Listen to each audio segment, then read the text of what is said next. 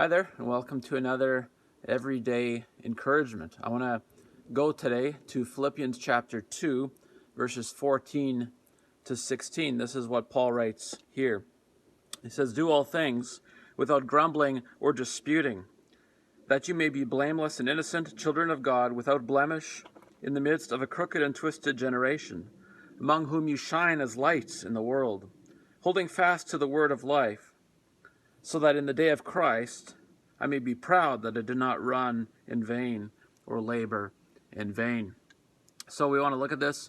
The basic instruction here, of course, is easy to see. He says, do all things without grumbling or disputing.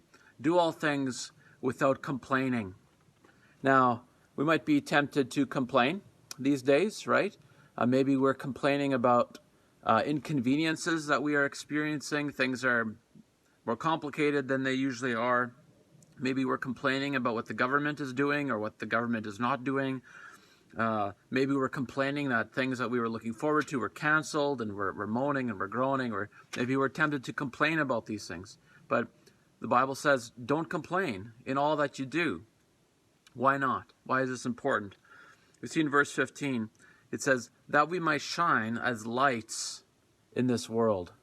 This is why Christians ought not to complain, because if we are content, if we are thankful, if we don't complain, we are set apart from the rest of the world that maybe does complain about these things. We are to be a light. We're not to be exactly like the world. We're to be different. And one of the ways that our difference ought to be there is that we are those who don't complain. We are thankful. We are content. Now, how do we do this?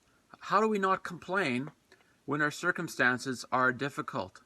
We see the answer in verse 16.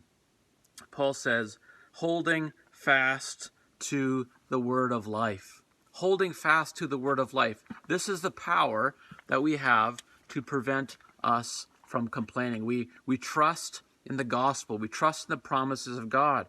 And as we've been seeing, the gospel says that no matter what our circumstances are, God is sovereign, and he has brought them into our lives for our eternal good, to make us more into the image of Christ, and really to benefit us in the long term, especially in eternity. And so every inconvenience, every government decision we don't agree with, everything that's canceled, everything that we might want to complain about is intended by God for our good. And so then we don't receive it with complaining. We receive it instead with thanksgiving.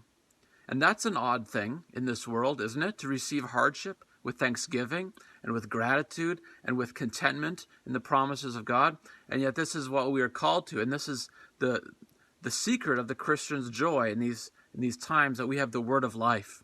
We have the promises of God, and we do not need to complain. So I hope this has been an encouragement to you. Let's spur one another on. Let's continue to keep in contact with each other and help one another on to be content in the Lord during this season. See you next time.